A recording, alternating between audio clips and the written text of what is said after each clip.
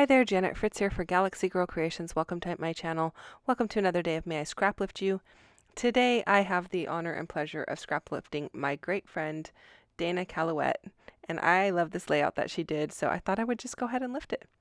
So unfortunately you're not going to get to see any of the mixed media work because I actually created this mixed media paper at a retreat, I don't know, 2-3 years ago. And so I apologize that you're not going to get to see that because it's already done and I didn't film it. So, but I just had this bit of it left and I wanted to go ahead and use it. I can tell you that the little fishies are done with a fishy stencil from Echo Park, and I can put a link for that down below. And I believe I used some Vicky Boutin Creative Effects. I think that's what it's called. I think it's called Creative Effects iridescent glaze to create them. I'm not even sure that that's still available. Currently, if I were to redo it, I would probably be using my Snowdrop White paper glaze to do that. So I have these, basically I have these 4 photos, and they are at the Monterey Bay Aquarium, and they are at the touch pools where you can touch the little decorator crabs and starfish and the kelp and all of that kind of good stuff. And so it's got Noah and his mom and dad, and then my husband is there as well. And so I think there's actually a photo of me in there as well with them. And so I wanted to go ahead and document that. I have been working through a few of the aquarium trip photos over the past couple months, and I'm still just kind of slowly working on them. Because I don't scrap chronologically, you're going to see them kind of all over the place on my channel, but they do go into my albums chronologically. So it kind of keeps things really interesting for me, and because I participate in a lot of different hops and such, it helps me, or allows me to be able to kind of work on the photos that I feel fit the hop the best, or the sketch the best that I'm working with. So that's why you're kind of getting it here and there and everywhere. Now that paper at the bottom, I think that is a Paige Evans paper. It's got little tiny gray dots on it, and those little tiny flecks on it that are colored are different colors of hearts. And I've had that paper for a while and I really like it, but it's very subtle and somewhat neutral, so I thought it would work really well for this particular layout. And you just saw the back of it, that blue paper with, I think, butterflies on it. I much prefer this other side just because it's very subtle and it's very like neutral. Like you can use it with anything. Those little hearts are in all different colors, and so it doesn't really matter. So there is the basic portion of the layout. And then my 4 photos are going to go down at the bottom here. And I am going to ink up the edges of everything with some Distress Oxide. And I think I'm using Mermaid Lagoon. I can't be sure of that, but I will double check that and put the link down below for that product as well. So in the photos, my son-in-law has an orange ball cap on, and his shirt is kind of, I don't know, it's reddish orange. Well, it's more burgundy. But anyway, because it has those colors in his hat, and then in the touch pools, some of the things have an orange color to them. So I decided to pull in orange, basically. So I just pulled this little scrap of paper out of my scrap bin. It's probably from Photoplay's Paprika collection, but this is pretty much all I have left. I don't have a ton of orange in my scraps because I use it a lot. I don't know what the deal is, and I've said it before, I use orange pretty quickly as soon as I get it. And I think it's because the boys in my family wear a lot of orange. I don't know. So I just kind of went over, I'm at my retreat when I created this, and I had my notebook punch that I stuck in the bin of shared punches, and so I went over and I punched it with that punch to give it that notebook edge, and I kind of not tore them up but wrinkled them up a little bit to give it a little bit of a worn look. And then I used this die from Elizabeth Craft Designs, and it's like an underwater bubbles or something to that effect. Again, I'll put the link to that down below for you so that you can get it. Oh, there you go. It's called Water Background. I'll put a link down below for you so that if it is of interest to you, you can find it easily. And then the dyes that I'm using here for the kelp or the coral are also from Elizabeth Craft Designs, and they are from their it's called a summer journal special. So I'll put a link down below for that. It comes with several dyes, a whole bunch of different ones. It came with, I think, the seahorse and the starfish and a bunch of different things. But these ones are super useful. I find that any foliage dyes are very useful because you can use them for all kinds of different things depending on what color you cut them in. These could look even like branches.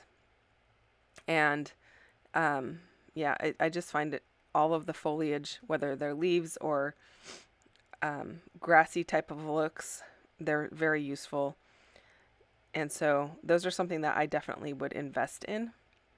That die set also came with like some palm type of leaves or tropical leaves. So I use it a lot for my Hawaii album.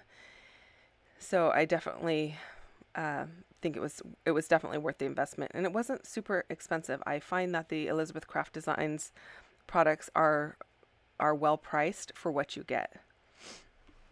So I am just cutting them out of the backside of this piece of paper that has like the mustard and the peachy color, and those are the two colors I'm trying to stay within. And I realize that they are not like solid colors, but the colors are so close together, it kind of gives a nice pattern on that coral. And so to me, it looks good. I don't know if it looks good to you, but it looks good to me. And you'll see it much better in the close-ups. It's really hard to tell on screen while I'm looking at it here what it looks like because they are layered up so much. But in the close-ups, you'll get a much better idea of how it's going to look. And it looks great in person. So rather than just punching or die cutting another set, I am just using the little inside pieces, like the pieces that come between the branches, to create that little bottom spot because I only needed a little tiny sprig of it. Now I did pull some stickers from Pink Fresh Studio. These are older. I don't even know what collection they're from actually. But I'm using the kind of salmon-y colored ones, which is not exactly orange, but that's okay. They match actually his shirt better than his hat. So it kind of pulls in more of those colors. And I thought that the phrases on them were appropriate. And so I thought I would go ahead and use those. And then I went to my wood veneer and I found a shell, a starfish, and I think a conch. And I do spray them with some gold mist. Either that or I think I sprayed them and it kind of sucked up all the mist. So then I went over it with my Liquitex gold ink to brighten them up or darken them up a bit. And you can see them off to the left-hand side there. And they're going to get added to each one of those embellishment areas. Right now I'm working on my title and I'm using a Pink Fresh Studio die set. And this is the Heather uppercase. My title is going to be Touch Pools. So I'm going to use both the uppercase and the lowercase of this particular set. Now, this set comes with the outline, as you see there, and the inside. So you could use either one. And what I'm doing here is I'm just kind of playing with it to see if I want to mix and match and have the outline be orange and the inside be white or vice versa. It's just something I decided I wanted to try. And so I only do the first letter just to kind of see what it was going to look like. And what I end up with is just using the white outline. And I really love how it looks because it doesn't take away from that beautiful mixed media background at all. And that's where the title is going, much like Dana has in hers. And so I thought it worked really well because you get to see everything that is still on that mixed media background. And the title looks like it's just kind of floating there in the water. Again, my title is Touch Pools. So pools will be out of the lowercase. So what that does is, because the word pools, the L has an ascender, it creates a void between the P, O, and O in pools and the word above it. So there's going to be a gap there. And I'm going to find a sticker that's going to work right in between there, just to kind of tighten up that gap. Because otherwise it kind of looks like it's lopsided, even though it's not. It's all lined up with that T-square ruler, but it still looks a little bit like it's lopsided. I did save the insides to the letters that have insides, like the O, because I want to make sure that I get the center of the O placed correctly. So I just put the inside back in to set that inner ring where it's supposed to go, and then I pull the inside out, and I don't wait really long to do that in case there's any glue that's squished out, because I don't want the actual letter O to be stuck on the inside. So I just use it for the placing of the inner ring. So here I have to work with the letter L first, just to make sure that I give it enough space. And then once I get it figured out how far down I have to be for the rest of the word, I can go ahead and start placing those letters. And I could have done it all in uppercase, and that would have been fine as well. But I just wanted something to be a little bit different. I don't know. I'm not sure exactly why I chose to do that. I just thought it was visually interesting and different, basically. And I kind of felt like, the emphasis is on the word touch, and that was the whole thing of the touch pools, is you get to touch it. Like, there's not a lot of things at an aquarium that you actually get to touch.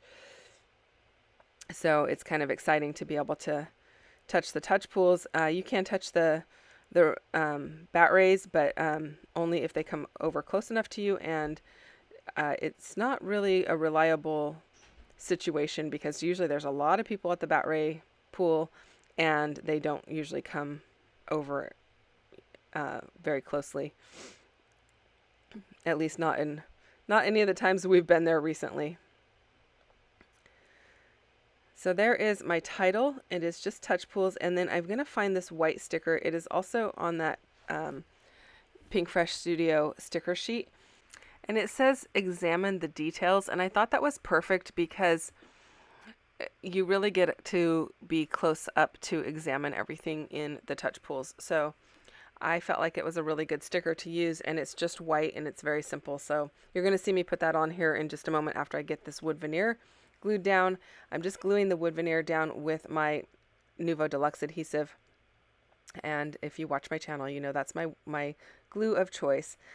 Because I did put foam underneath that sticker, which is pretty much stuck. Well, it's not completely stuck down, but I didn't want to pull it off and have to remove the foam. I just use my jewelry snips to snip off the bottom of that wood veneer so it would sit in there perfectly. So that is pretty much it for my layout. I hope that you enjoyed this video. If you did, I would love a thumbs up. And if you're not already subscribed to my channel, I encourage you to subscribe as well. Thank you so much for spending time with me. Don't forget to check out everyone else who is playing along with May I Scraplift You. All the links are down below for your convenience. And don't forget to go check out Dana Calouette over on her Instagram. Thanks so much for watching. I'll see you next time. Bye-bye.